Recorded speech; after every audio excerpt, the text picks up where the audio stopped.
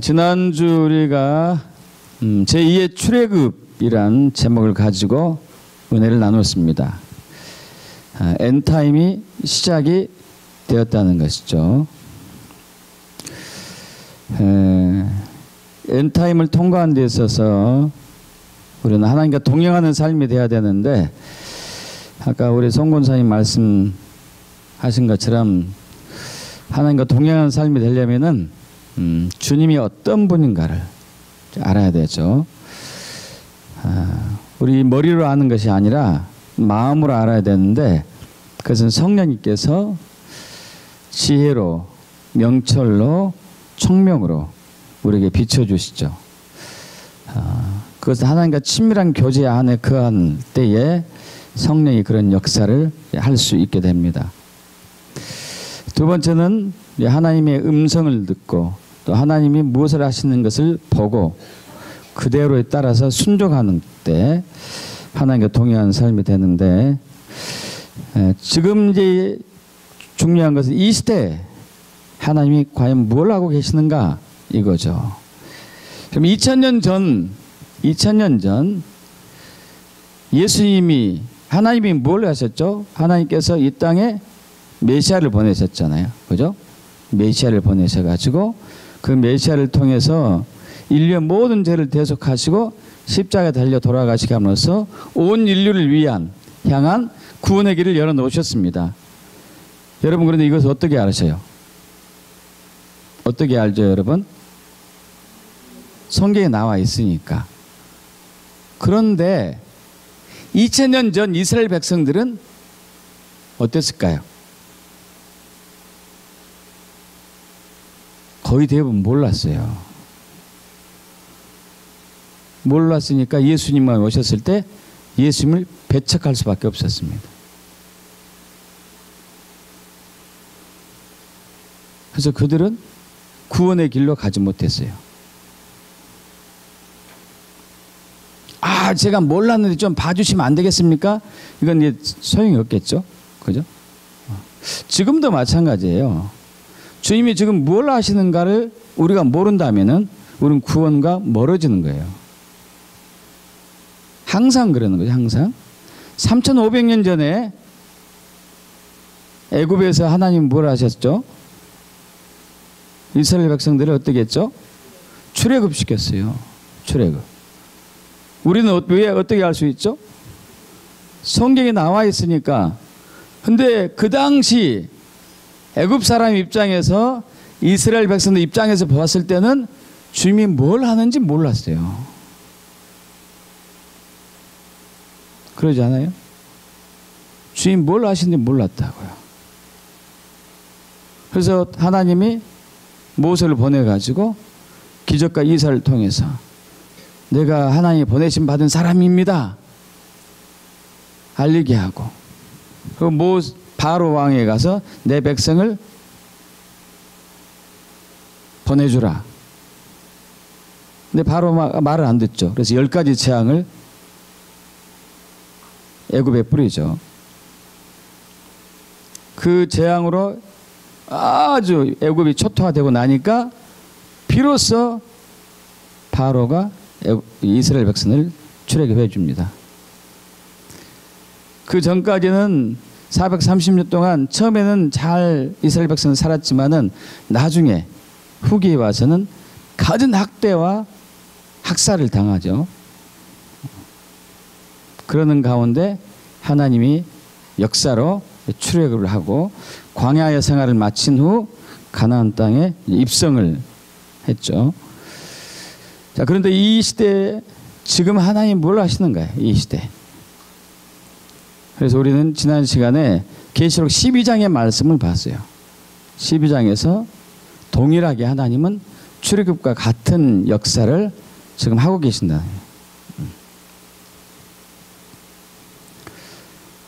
그래서 지금 주님은 이 바로, 옛날에 이제 3500년의 바로 왕이 지금 이제 적그리스도로 대치됐다고 생각하시면 되겠죠. 적그리스도가 멀지 않은 시기에 등장하게 됩니다. 적그리스도는 처음에는 평화의 왕자로 이렇게 오는데 전 세계를 통합시키면서 평화의 왕자로 오는데 나중에 본색을 드러내면서 본격적으로 그리스도인들을 핍박하게 돼요. 그는 세계를 단일 정부를 만들고자 꾸미는 계획 중에 하나가 666표라고 하죠. 베리칩 666표. 우리 계시록 13장에서 그 짐승의 수라고 그러면서 이걸 받으면 안 된다고 이렇게 나와 있는데 지금 우리나라도 모 기업에서 이미 완성된 상태, 완성품으로 지금 곧 거의 나와 있습니다. 아마 거의 완성 단계인 것 같아요. 그거 있으면 굉장히 수월해요. 모든 업무들이 수월해. 그래서 이마에 받을 수도 있고, 손에 받을 수도 있고, 팔목에 받을 수도 있고 그러는데 성경에서 그걸 받지 말라고 그러는 거예요. 짐승의 표다 해가지고. 그래서 받지 않는 그 사람들을 적그리스도는 이제 학대하고 갖은 많은 이 불이익을 당하게 하고 어려움을 당하게 하는 시기가 오고 있는 것이죠. 자, 그런데 하나님은 이때 3500년 전에 애굽의 10가지 재앙을 통해서 바알을 혼내줬던 것처럼 7개 인재앙, 7개 나팔재앙, 7개 대접재앙을 통해 가지고 적그리스도와 이를 돕는 거짓 선지자들 그리고 음녀 바벨론 그 시스템을 다 무너뜨리게 하시고 하나님의 백성을 보호하시는 것이죠. 있습니까? 자, 그런데 우리 3500년 다시 돌아가면은 3500년 전에 출애굽을 해가지고 가나안 땅으로 들어간 이스라엘 백성들이 가나안 땅에 다 전부 다 들어간 것은 아니었어요.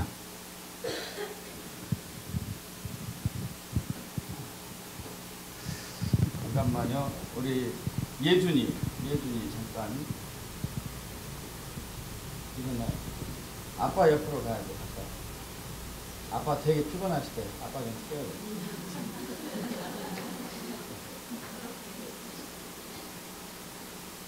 둘이 자면 큰일인데.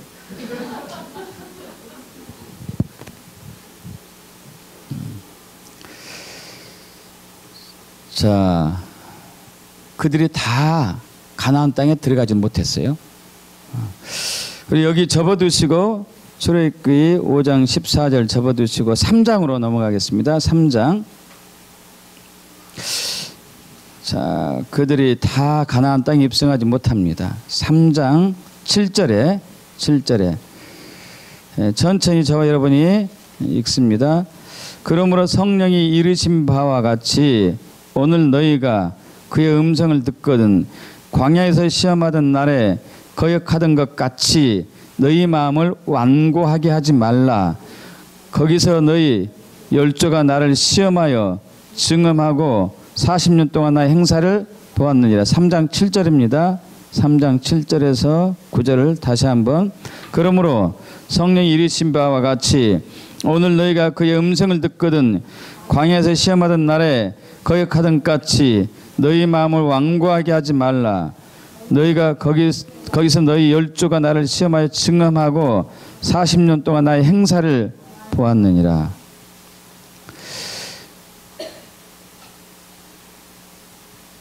성령이 이르신 바와 같이 오늘 너희가 그의 음성을 듣거든. 이게 무슨 말일까요?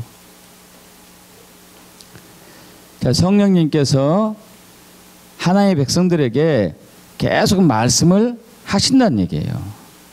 주와 동행하는 삶이 되려면은 두 번째가 하나님의 음성을 들어야 된다는 얘기죠. 여러분, 하나님의 음성을 듣지 않고 하나님의 말씀에 순종할 수 있는 방법이 없습니다. 여러분, 집안에서 부모님께 순종하려면은 부모님이 뭔가 지시를 해야 되잖아요. 그러지 않습니까? 부모님이 지시하지 않았는데 순종을 하고 있어요. 그건 불가능하잖아요. 그죠? 지가 지 생각해가지고 순종하는 것처럼 보이겠지만은 지 방법으로 부모님 말씀해야지 그 말씀에 순종이 가능하죠.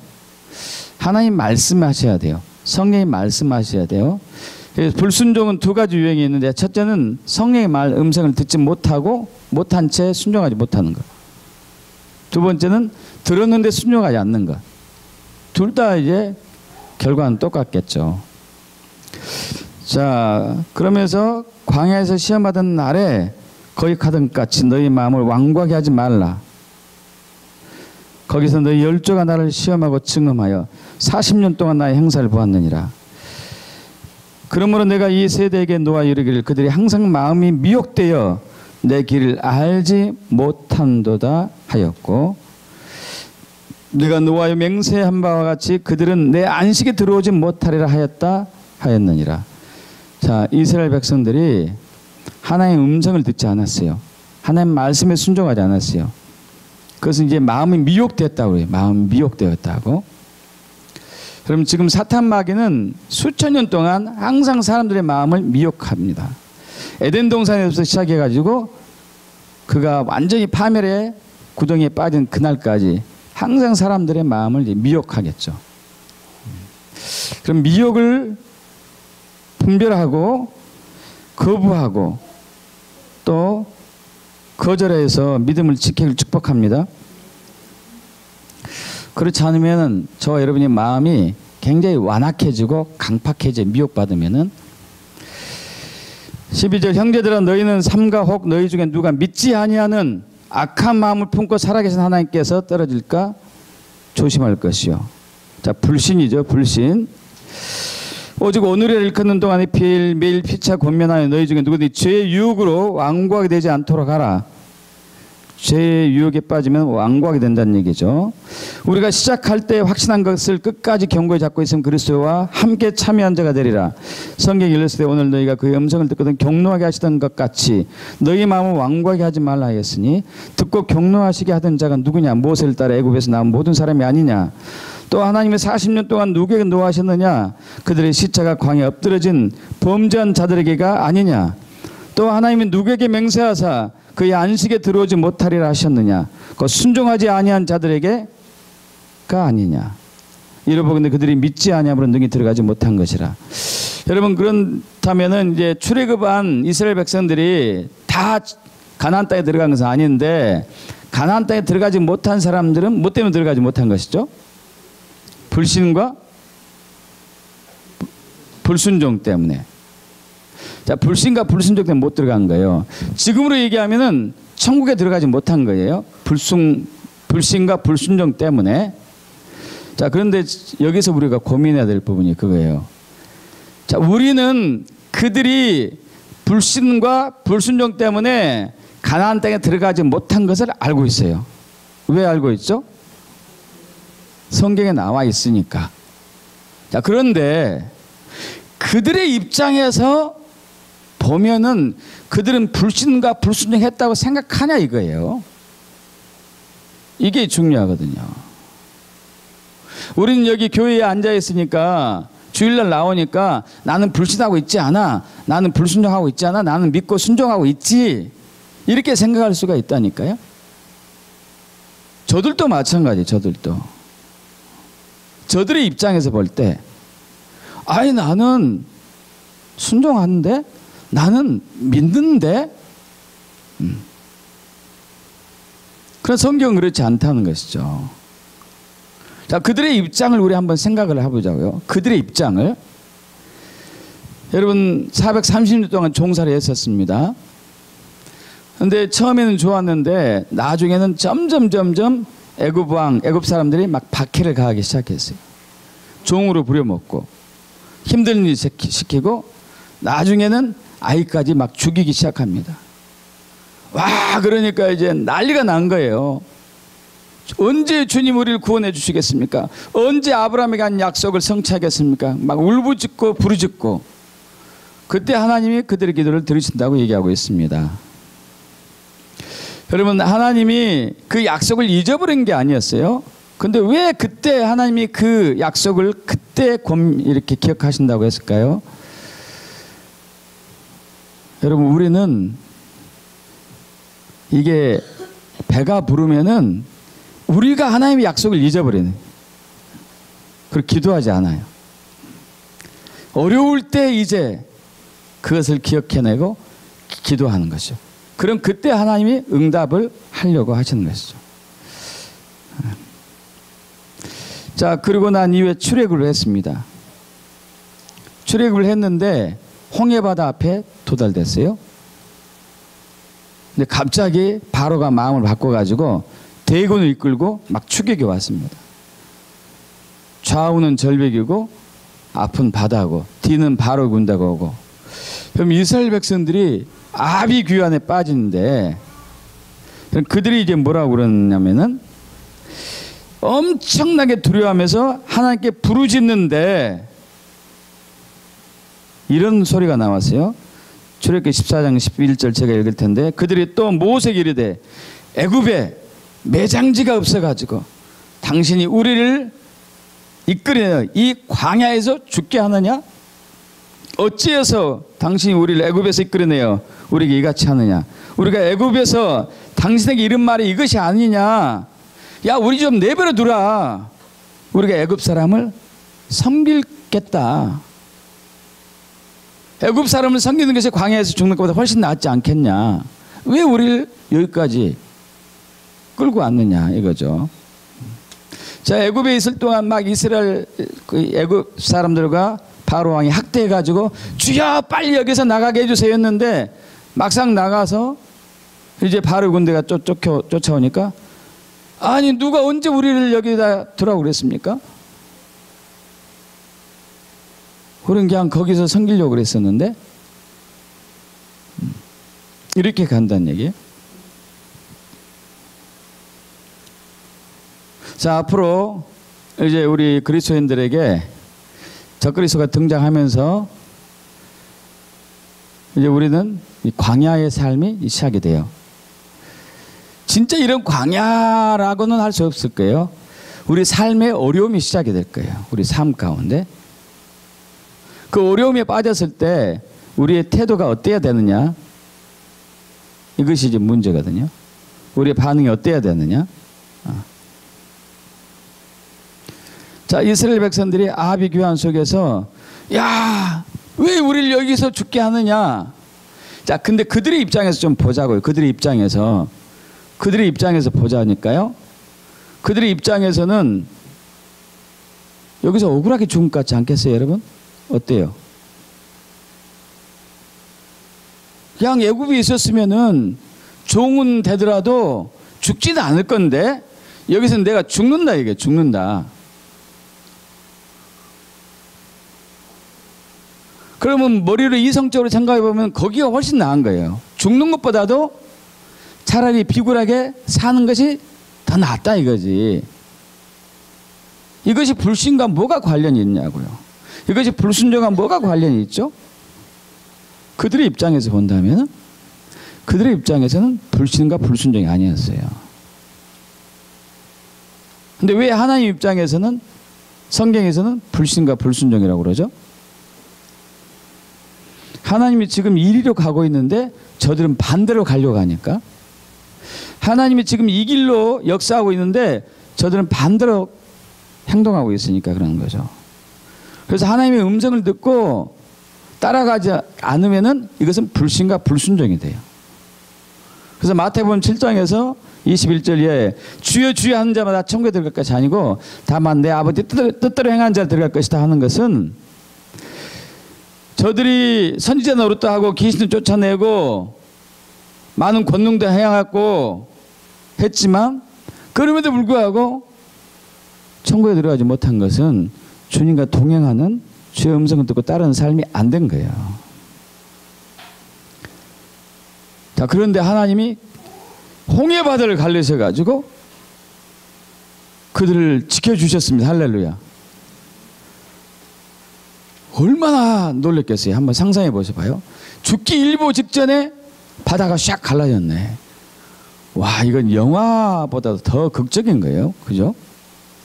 그래서 자기들이 마른 땅처럼 건너는데 그들을 따라오던 바로의 군대가 물이 완전히 잠겨가지고 다 몰살당한 것을 보고, 출애굽기 15장에서 난리가 났습니다. 춤을 추고 노래하고 바로의 군대를 물에 잠기게 했다. 하나님은 전능하신 분입니다. 전지하신 분입니다. 할렐루야. 개전에 칭칭나네. 그전 했나 모르겠다.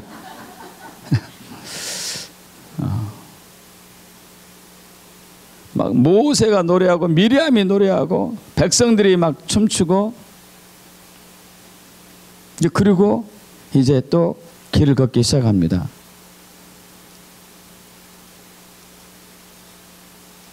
여러분 이제 얼마 후에 또 불평하는데, 여러분 같으면 어느 정도 지나야지 불평불만 할 것 같아요? 어느 정도 지나면? 여러분 입장에서 최소한 염치는 있어야 되잖아요. 하루 딸랑 지나는데 와 또 이러면 안 되잖아요. 여러분 입장에서는 어느 정도? 네? 어느 정도요? 이게 보셔야 그냥 뭐 어느 정도 지나면은 또 불평불만 나올까요? 네? 5일 3일째 되는 날 또 터져 나왔어요. 애굽에서 나올 때 보따리 싸들고 나왔는데 먹을 것 들고 또 금은 보화들 다 챙기고 물도 챙겨서 급하게 나왔는데 3일 되니까 물이 똑 떨어진 거예요. 이제. 근데 마라에 도착했는데 물이 모여서 마시려고 하니까 쓴물이어서 못 먹어요. 거기서 이제 원망하는 것이죠. 출애굽기 15장 24절 백성이 모세에게 원망하여 이르되 우리가 무엇을 먹겠어? 뭘 마시겠어? 원망하는 원망. 3일 돼 3일.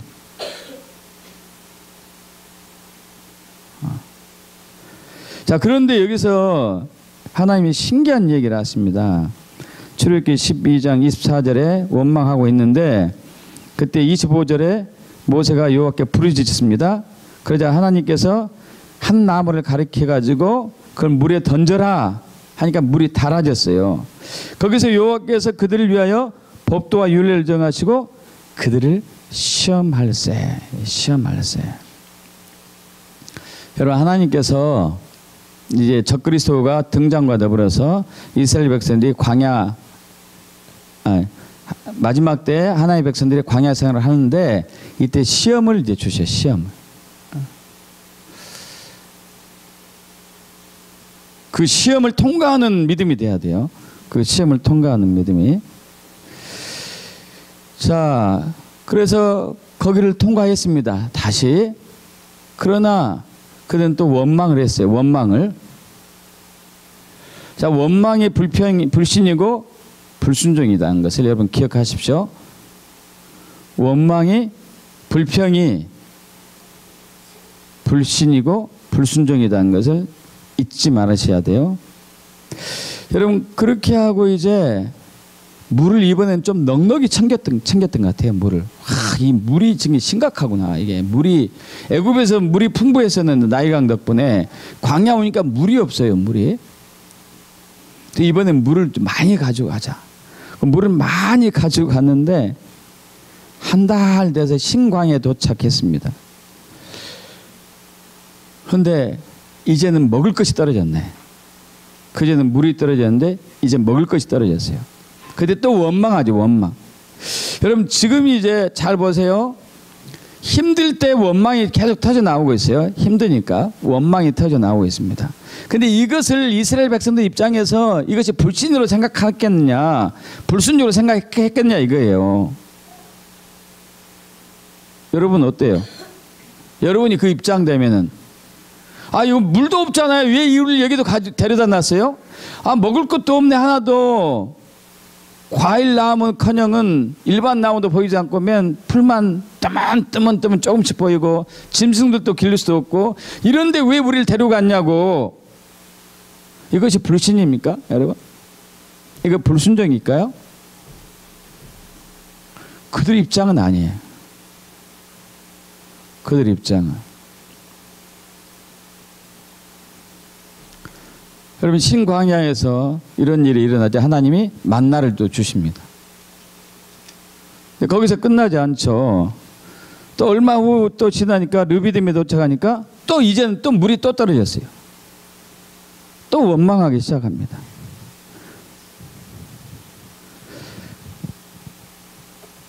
그래서 모세가 하나님은 모세에게 지팡이로 바위를 치라고 그러죠. 바위에서 물이 나왔습니다. 여기서 끝나지 않죠. 출애굽기 32장 가서는 모세가 시내산 위에 정상에 하나님과 독대하고 있었을 때 그들이 금송아지를 만들어요. 여러분 근데 금송아지를 만드는 게 어떤 뜻으로 만드는가를 여러분 잘 또 우리가 이해해야 돼요. 자, 출애굽기 32장 1절에 읽을 텐데 백성이 모세가 산에서 내려옴이 더딤을 보고 모여서 백성이 아론에게 이르러 말하되 일어나라. 백성들이 막 아론에게 왔습니다. 우리를 위해서 우리를 인도할 신을 만들어라. 이 모세는 우리를 인도해낸 모세는 어쨌든 지금 모르겠다. 산에서 죽었는지 살았는지 모르겠고 행방불명인지 모르니까 신을 만들어자. 신 좀 만들어내라. 자, 애굽에서 신앙생활 했던 거, 그 애굽 사람들 섬겼던 신을 섬겼던 것들이 그들의 머릿속에 남아 있었던 것이겠죠. 그리고 신을 만들자. 그러니까 아론이 너희들이 다 가지고 있는 금 다 가져오라. 막 사람들 안에서 여자들에서 금을 다 가져옵니다.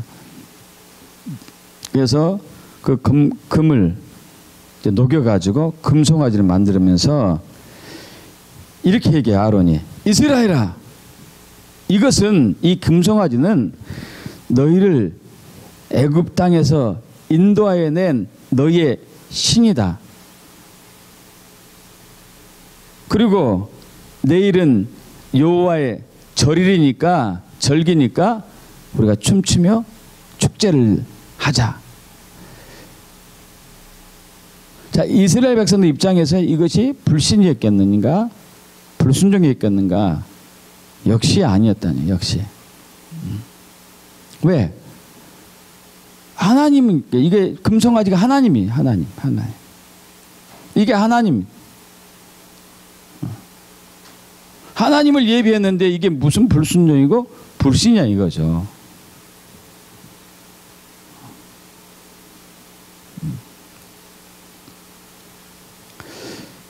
그러면 마지막 때 아까 우리 히브리서 5장 14절에서 분별력이라는 단어가 나오는데 분별력이 없으면은 우린 다 죽어요.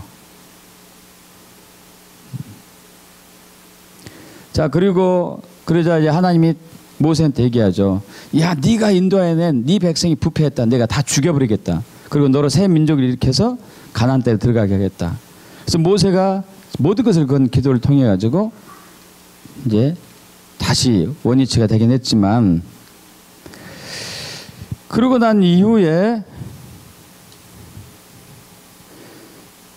다베라에서 또 이제 불평불만합니다. 이야, 여기 애굽에 있었을 때는 마늘, 부추김치, 배추김치, 무김치, 고기에다가 양파에다가 돼지고기 싹 넣어서 먹으면 진짜 맛있었는데 여기 맨 만나만 주네. 이게 만나만 주네. 이게 뭐야 이게. 그럼 그 고기 냄새가 그립다. 그들은 돼지고기 안 먹으니까 양고기가 그립고 소고기가 그립다. 또 불평하고 원망하죠. 이것이 불신이냐고요. 불신 아니라니까요. 그들 입장에서는. 그래서 하나님이 메추라기로 그들을 입을 채우지만은 많은 사람 죽이고 말죠. 그리고 2년 만에 이제 가나안 땅 입구에 도착합니다. 정탐꾼을 보냅니다. 12명의 정탐꾼을 보냈는데 돌아와서 2명 갈렙과 여호수아 외에는 악평을 하기 시작하죠. 그 가나안 땅이 좋긴 한데 저들은 진짜 난공불락의 큰 성을 가지고 있고 기골이 장대해서 우리는 거기에 비하면 고목나무에 나무에 매미 달린 것처럼 우리는 자꾸 연약하다. 저들을 이길 수가 없다. 여러분 이성적으로 생각해서 옳아요. 이게 이성적으로 생각하면 옳다니까요. 저들의 숫자가 월등히 많고 저들의 힘이 굉장히 세고 저들은 안정된 성을 가지고 있고 여기는 2년 동안 계속 해왔지 군사도 없고 뭐 아무것도 없는 거예요. 비교가 안 되죠. 그들은 이성적으로 옳은 거예요. 이성적으로. 그들은 이건 불신이라고 불순종을 생각하지 않아요. 하나님은 불순종이래요. 불신이라고. 40일 정탐한 것을 하루를 1년으로 해가지고 40년을 다시 이제 광야를 생활하게 하죠. 그리고 1세대는 거기서 다 죽고 2세대만 들어가게 합니다. 그 뒤로 이제 반역이 일어나고 또 민수기 21장에서는 또 주님이 길을 뒤로 돌리니까 불평불만해요. 이번에 이제 이집트 이스라엘 여정에서 이스라엘의 시내산에서 이 버스를 타고 이 시나이 반도가 이제 약간 이렇게 생겼잖아요. 이런 식으로 밑에가 이제 삼각형 위가 변이고 밑에가 뾰족한 삼각형이 됐죠. 시내산에서 쭉 밑으로 버스 타고 내려가서 쭉 다시 이제 위로 오른쪽으로 올라가 가지고 다바라는 곳에 도착했습니다. 다바가 이스라엘과 이집트의 접경이에요. 거기서 이제 이제 국경을 통과해야 돼요. 검문 검색이 있죠. 버스를 타고 그렇게 더운데 냉방 장치가 잘 된 버스를 타고 슉 하니까 쉽더라고요. 이게 쉬워요. 그런데 여기서는 버스 안에 있을 수가 없고 내려야 했어요. 이집트에 참여한 사람들이 한 600명 가까이 있고 이스라엘에 참여한 사람은 1100명이었는데 이제 나중에 더 합류를 했기 때문에 자 600명 가까운 사람이 국경에서 기다리고 있습니다. 버스에서 내려가지고 아스팔트 위에서 4시간을 기다려요. 4시간. 햇빛이 얼마나 뜨거운지 아니 막 속에서 불평불만이 얼마나 많이 나오는지 아니 이렇게 사람들 기다리게 노상에서 기다리면 어떡하냐. 홀을 좀 크게 만들어 놓고 해놓지. 응? 건물 안에서 기다리게 해야지. 이건 뭐야 막 속에서 이렇게 나오더라. 땀이 줄줄줄 쏟아지고 정말 힘들어요. 정말. 또 저들은 검문 검색 철저히 하거든요. 한 명 한 명씩 4번 5번 해요. 4번 5번. 통과하면 또 하고 통과하면 또 하고 통과하면 또 하고 짐도 검사하고 뭣도 검사하고 또 질문하고 왜 여기를 옵니까? 어디서부터 왔습니까? 뭐 별거 다 물어보는 거예요. 여러분 600명 한번 생각해 봐요. 그 통과하려면 얼마나 시간 많이 걸리는가. 근데 저들은 이스라엘 백성들 이 길을 40년을 돌았다니까요. 40년을. 와.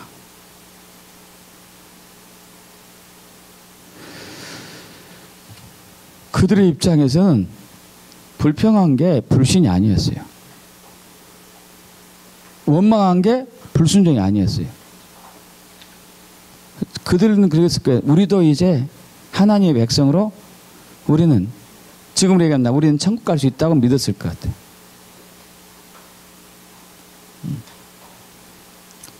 지금도 대부분의 그리스도인들이 이렇게 신앙생활 하는 대부분의 그리스도인들이.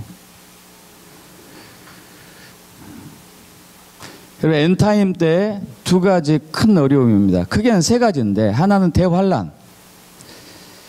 7개 인재앙, 7개 나팔재앙, 7개 대접재앙이죠. 여러분 그러나 이것은 우리를 보호하기 위한 것이고 적그리스도와 음녀 바벨론, 세계 단일 정부 이런 거짓 선지자를 무너뜨리기 위한 것들입니다. 우리는 여기에 대해서는 굉장히 안심하는 거죠. 또 하나가 있죠. 이거 외에 두 가지 더 있는 또 하나는 적그리스도의 미혹과 유혹과 핍박과 협박. 적그리스도가 지금 세계의 모든 시스템을 움직여가면서 종교다원주의 그리고 동성애 합법화 이런 여러 가지 그 인본주의적인 생각으로 하나님을 대적하고 있어요. 간통법 폐지한 것부터 시작해가지고 어떤 의미에서 이미 그리스도인들이 여기에 많이 체념했거나 동조했거나 이런 상태에 있습니다. 자, 그리고 그가 세계 단일 정부를 만들고 메시아처럼 행세할 때 이 말을 듣지 않는 사람들을 이제 학대하고 학살하기 시작하겠죠. 이게 이제 어려움의 하나고 또 하나는 그 적그리스도의 그 핍박을 피해서 광야로 간 삶이 이제 우리에게 어려움이 되겠죠. 어려움이. 그럼 두 개 다 통과하셔야 돼요. 두 개 다.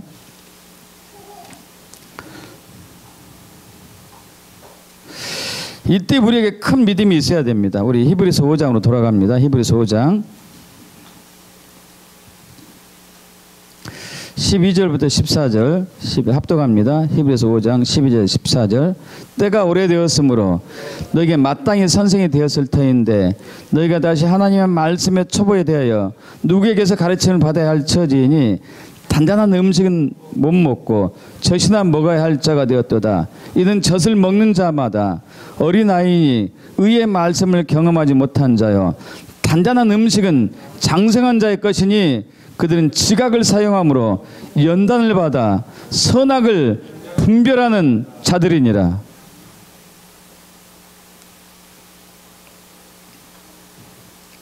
여러분 신앙생활한 지 많은 분들이 오래됐어요. 여전히 젖을 먹고 여전히 다 딱딱한 음식은 싫대요. 싫은 소리, 회개하는 소리 이런 것을 싫어하는 거예요. 일주일 동안 세상에서 정말 힘들었는데 주일날만큼은 제가 위로하고 싶습니다. 제게 위로의 말씀을 해주세요. 그것도 필요하죠. 있어야 되죠. 당연히 하나님이 위로의 하나님이시니까 우리를 위로해 주시죠. 여러분 그런데 지금은 그런 시즌이 아니에요. 3500년에 다시 거슬러 가면은 이제 이스라엘 백성들이 한번 다시 이스라엘 백성들 입장에 대보자고요. 자, 모세가 와가지고 느닷없이 40년 전에 떠난 모세가 왔어요. 그리고 기적과 이스라엘 행하네. 저 하나님 보낸 사람인가?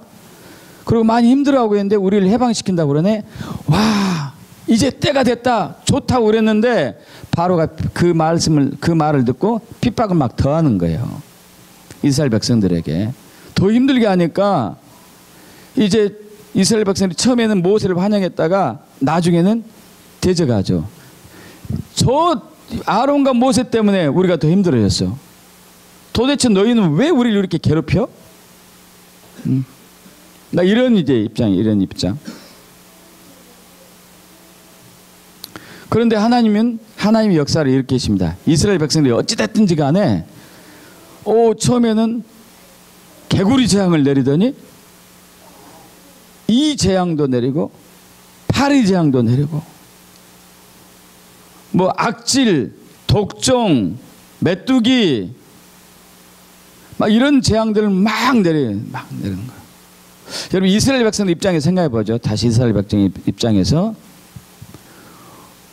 와 소문입니다. 들어서 소문만 자기들은 피해가 없으니까 하나님이 어제 애굽 전역에 개구리를 엄청나게 보내가지고 애굽이 쑥대밭 됐다네. 와 하나님 대단하시지? 뭐 때문에 그러시지? 그 다음 날은 또 이 재앙이 나고 파리 재앙 나고 막 이렇게 하고 있습니다.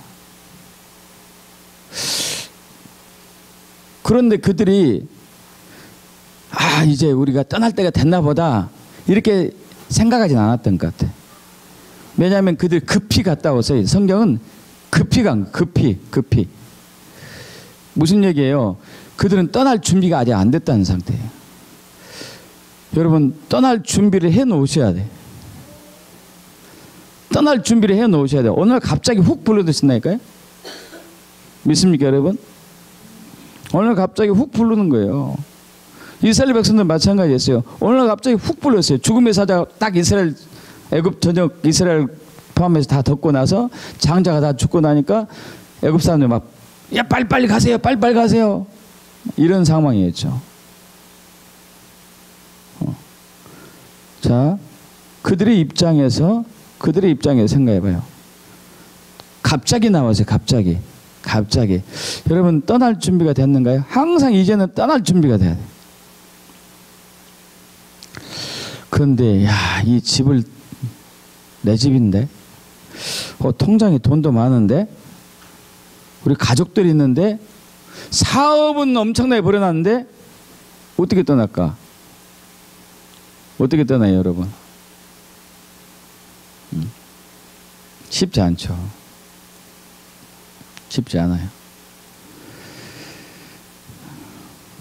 그 애굽에 있을 때는 그래도 애굽 사람들이 그들을 노동 인력으로 쓰려고 하다 보니까 외적의 침입이 올 때마다 이스라엘 백성 보호를 또 해줬어요. 어떤 면에서는. 그래서 괜찮았어요. 그냥 노예처럼 살긴 했어도 괜찮았다고요. 자유가 좀 덜해서 그러지 괜찮았어요. 그런데 광야에 와서는 이제 달라요. 광야에 와서는 달라졌어요. 힘들어요. 여러분, 이제 더 이상 우리에게 온실 속에 있는 믿음은 효력이 없습니다. 젖먹인 믿음은 견딜 수가 없어요. 그럼 믿음이 빨리 성숙하게 축복합니다. 믿음이 빨리 자라야 돼요. 믿음이. 도대체 1년이 훨씬 넘은 것 같은데 다들? 그죠?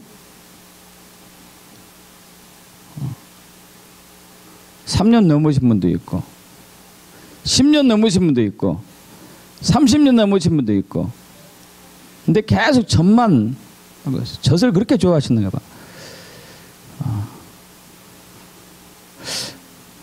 다음 주에 우리병을 다 없애야 될 것 같아.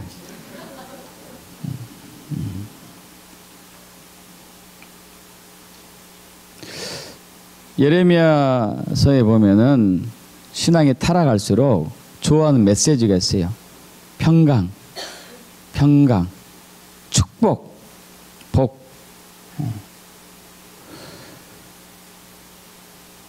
근데 여러분이 원하는 축복은 이 세상에서의 복을 원하죠. 하나님이 원하는 복이 있어요. 하나님이 원하는 복은 하나님 나라에서 복이에요. 할렐루야. 근데 자꾸 우리는 이 세상에서 복을 누리길 원해요. 그래서 이스라엘 백성들이 그냥 애굽에 내버려 두라고 하지 않았더냐. 거기서도 그냥 믿음 생활 열심히 하면 되지. 어디서 믿음 생활하는데 뭐가 달라지는데? 여기서 믿음 생활한다고 내가 천국 못 갈 것 같아? 아니야, 나 믿음이 있으니까 천국 갈 수 있다니까? 그게 통하지 않는 거예요, 이제. 이제 그게 통하지가 않아요.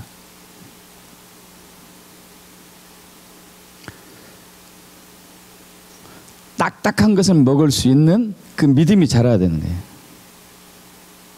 싫은 소리,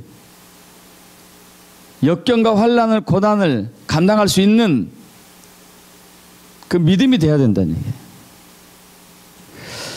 히브리서 5장 14절 다시 한번 13절 14절 합독합니다. 이는 젖을 먹는 자마다 어린아이이니 의의 말씀을 경험하지 못한 자요. 여기서부터 여기만 봅시다. 의의 말씀. 의의 말씀이 뭐죠? 의의 말씀. 말씀은 말씀인데 왜 의의 말씀이라고 그랬죠? 의의 말씀. 의의 말씀은 계시록 우리 19장 8절, 7절, 8절의 말씀인데, 이제 신부 얘기가 나오죠. 신부 얘기가 우리가 즐거워하고 크게 기뻐하며 그에게 영광을 누려서 어린 양의 혼인 계약이 이르렀고 그의 아내가 자신을 준비하였으므로 그의 빛나고 깨끗한 세마포옷을 입도록 하였으니 이 세마포옷은 성도들의 옳은 행실이더라. 의의 행실이더라. 옳은 행실. 말씀이 삶이 되는 것. 말씀이 삶이 되는 것. 말씀이 삶는 것은 쉽지 않죠. 자기를 부인하고 자기 십자가를 지지 않으면 쉽지 않죠. 여러분 이건 성숙한 믿음이 돼야 돼요. 성숙한 믿음이. 근데 또 하나가 또 있어요. 그것만 있어도 안 돼요. 말씀만 있어도 안 돼요. 말씀만 있어도 안 돼요. 14절 단단한 음식은 합독합니다. 단단한 음식은 장성한 자의 것이니 그들은 지각을 사용함으로 연단을 받아 선악을 분별하는 자들이니라. 여러분 이제 우리는 단단한 음식을 먹을 때가 되었습니다. 이미 지났어요. 그러나 이제는 진짜 먹을 때가 됐어요. 이제는 진짜로. 이제 단단한 음식을 먹는 사람은 의의 말씀을 있어야 되고 말씀이 삶이 돼야 되고 또 하나는 지각을 사용함으로 연단을 받아 선악을 분별한 자. 이 말씀이 좀 해석이 어려운데 우리말 성경이 편해요. 우리말 성경이. 그러나 단단한 음식은 성숙한 사람의 것입니다. 그들은 끊임없는 훈련으로 연단된 지각을 지니고 있어 선과 악을 분별할 줄 아는 사람들입니다. 이게 좀 편하죠? 그들은 끊임없는 훈련으로 연단된 지각, 여러분 이 지각이 머리 지각이 아닌 사실 아닙니다만은 어쨌든 이 지각이 누구나 다 있는데 연단이 돼야지. 연단이. 지각은 누구나 다 있어요. 근데 지각이 아주 약한 사람이 있고 지각이 성숙한 사람이 있고 이 지각이라는 단어는 영적인 통찰력이에요. 영적인 통찰력. 세상적인 이 두뇌, 이성, 지성이 아닌 영적인 통찰력을 얘기하는데요. 헬라어로 아이스테테리온, 아이스다노마에서 왔는데 이해력, 판단력, 감각 뭐 이렇게 이제는 표현됐지만은 이 말은 성경에서 딱 한 번 사용돼요. 신약 성경에서 딱 한 번 사용됐어요. 이 지각이라는 단어 딱 한 번 사용됐는데 이것은 아이스다노마이에서 왔는데 이 단어가 또 예수님이 딱 한 번 사용했어요. 예수님이 딱 한 번. 언제 사용했냐면요. 누가복음 9장 44절 45절에서 예수님이 제자들에게 이제 내가 얼마 후면은 대제사장 서기관 장로들에게 이끌려서 고난받고 십자가에 죽고 사흘 만에 다시 살아날 것이다. 이 말을 하고 나니까 누가복음 9장 45절에 그들이 이 말씀을 알지 못하니 이는 그들로 깨닫지 못한 바 숨긴 바 되었습니다. 또 그들은 이 말씀을 묻기도 두려워하더라. 깨닫다나 이 깨닫다는 단어가 아이스다노마에. 자, 예수님이 제자들과 3년 동안 살다가 같이 동행하다가 3년 만에 이제 6개월이면 돌아가시는데 처음으로 야 제자들아 내게 이제 얼마 후면 십자가에서 장로들 대제사장 장로들 서기관들에게 붙잡혀가지고 고난당하고 죽고 그러나 다시 살아날 거다. 이것은 인류를 위한 것이다. 했는데 그 말이 뭔 말인가 모르는 거예요. 지각이 없으니까. 지각이 부족하니까. 자, 마지막 때에도 하나님께서 저와 여러분들에게 많은 말씀을 하시죠. 하십니다. 저를 통해서 말씀하시든지 직접 말씀하시든지 다른 경로를 통해서 말씀하시든지 예수의 재림이 이제 얼마 남지 않았다. 이런 것도 그 부분이 한 부분이 되겠죠. 그런데 지각이 없으면은 영적인 통찰력이 없으면은 뭔 말인지 모르는 거예요. 뭔 말인지. 그 영적인 통찰력은 연단이 있어야 돼. 연단이 있어야지만이 개발되는 거예요. 근데 우리는 문제는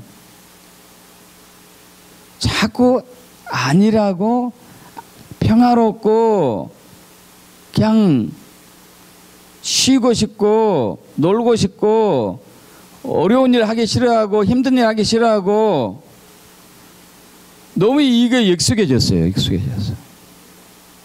그래서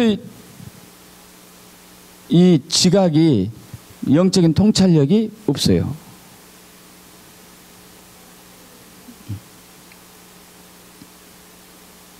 저도 목회하기 전에는 영적인 세계를 잘 몰랐어요. 영적인 세계를.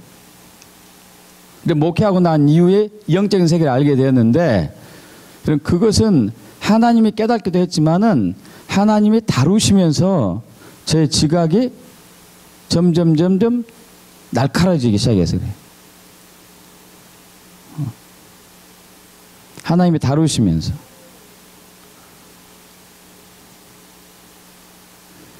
여러분께 한번 말씀드렸죠. 제가 막 기도하는데 하나님이 커다란 드럼통을 보여주셨다고. 근데 굉장히 더러운 드럼통이에요. 아, 저것이 나구나. 이렇게 깨닫고, 아, 주여. 이제 제가 모든 기도는 다 내려놓고 깨끗하게 되길 원합니다. 정결하게 되길 원합니다. 거룩하게 되길 원합니다. 기도하니까 주님이 저를 다루시기 시작해요. 그냥 자동 청소기처럼 샥 해가지고 저절로 깨끗해지면 좋겠는데 다루어서 깨끗해지든 빚어가지고 깨끗해지는 거예요.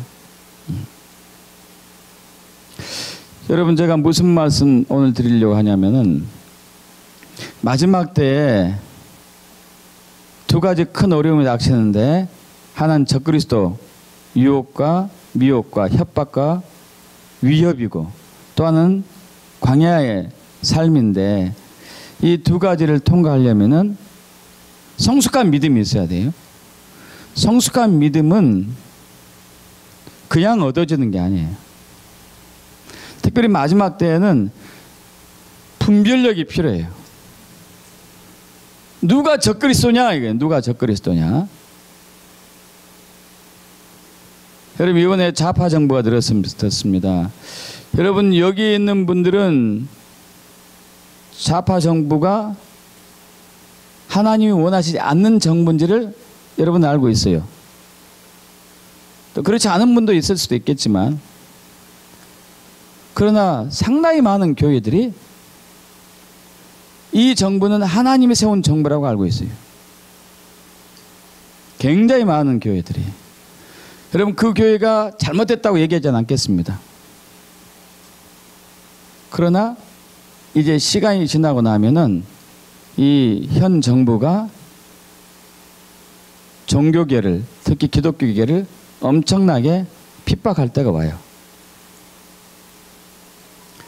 이미 지금 이제 문재인 정부가 여러분 그 시급 10,000원, 이건 보통 돈이 아니에요. 시급 10,000원. 그리고 정규직, 비정규직을 정규직으로 전환하는 거. 이러려면 세금이 많이 필요해요. 세금이 어마어마하게 필요합니다.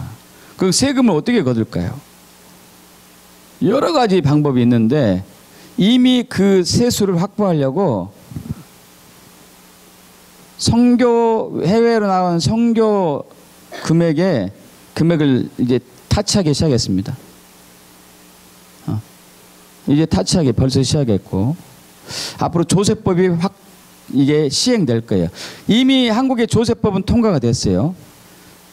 이 종교계 조세법이 이미 저번 정부 때 이미 통과가 됐습니다. 그러나 종교계 눈치 때문에 시행하지 못하고 있었는데 이제 이번 정부에 시행하게 될 것 같아요. 아, 교회 세금 내는 게 뭐 잘못됐느냐? 여러분, 코에 걸면 코걸이, 귀에 걸면 귀걸이. 세금은 여러분이 이미 낸 것을 교회에 헌금하잖아요. 그죠? 여러분이 세금 냈습니까? 내지 않았습니까? 세금 냈어요. 낸 것이 올라온 거예요. 그죠? 그것을 또 세금 낸다면은 이제 문제가 생겨요. 왜냐하면 선교헌금, 구제원금, 여러 가지 사업, 교회 사업, 뭐 고아원을 짓는다든가 병원을 짓는다든가 어마어마한 세금이 이제 다 이제 나가겠죠. 어마어마한 세금들이. 자, 그걸로 이제 교회 목을 재고 그 다음에 동성애가 통과되면은 교회는 숨 못 쉽니다.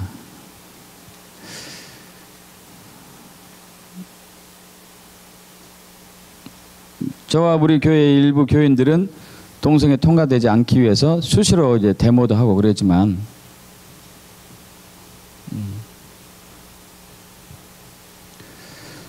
그럼 그 과정을 통과해야 돼요. 아마 저는 이런 생각들이에요. 이번 정부를 통해 가지고 좌파 정부를 통해 가지고 하나님께서 이제 교회를 훈련시키겠구나, 연단하겠구나, 지각을 강화시키려고 훈련시키겠구나. 왜냐하면 적그리스도가 누군지 알려면은 이제 한번 훈련해 봐야 되지 않겠습니까? 이 정부가 하나님이 원하는 정부인지 하나님이 원하지 않는 정부인지 알려면은 한번 겪어봐야 되겠어요. 겪어봐야 돼. 그래서 한번 경험해봐야지만이 아는 거예요. 아는 거. 교회가 얼마나 어려움이 있는지. 그래서 이스라엘 백성들처럼 부르짖고 주여 여기서 우리를 구원해 주시옵소서, 우리를 도와주시옵소서. 3500년 전에 이스라엘 백성들이 하나님께 부르짖었던 것처럼 지금은 교회들이 부르짖지 않아요. 왜냐하면 온실 속에서 보호를 받고 있기 때문에. 그러나 이것이 벗겨질 때가 시작이 되었어요. 여러분, 그럼에도 불구하고 그런 시대가 온다 하더라도 여러분 두려워할 필요는 없고, 아, 하나님이 이제 우리 교회를 깨우고 계시구나, 믿음으로 반응하셔야 돼요. 불평불만하면 안 되십니다.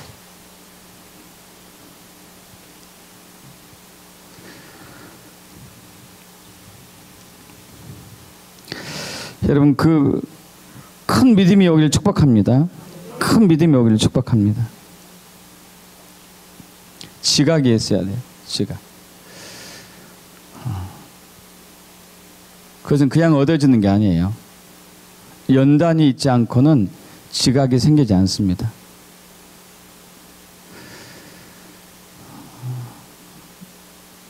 세상 것도 마찬가지잖아요. 고생은 사서라도 한다고 얘기한 것이 그냥 한 소리가 아니죠. 그걸 통해서 사람이 성숙해야 되니까. 영적인 것도 마찬가지입니다. 연단이 있지 않고는 우리의 지각이 예민해지지 못해요.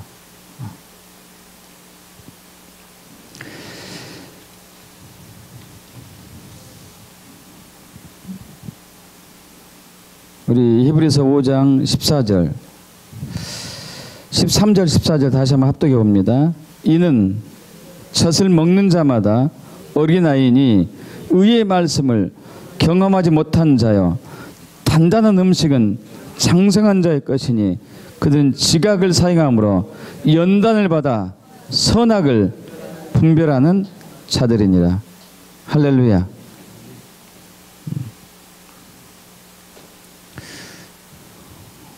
여러분, 두려워하지 마시고 주님이 이를 위해서 큰 믿음을 우리에게 준비해 주셨습니다.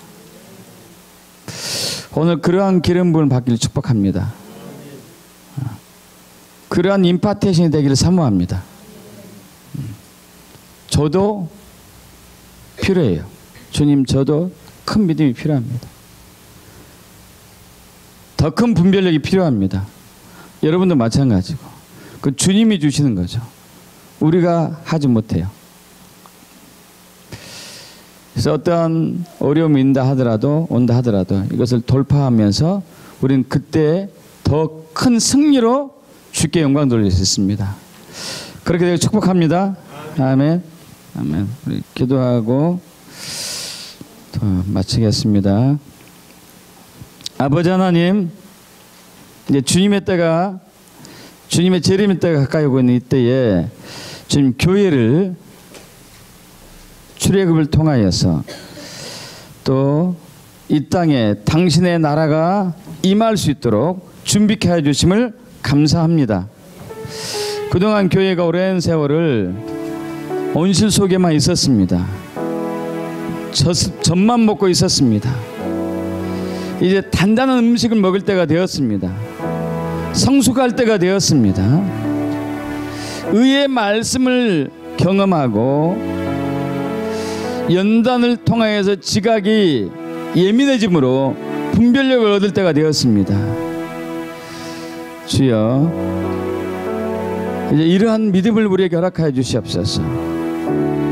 그 믿음으로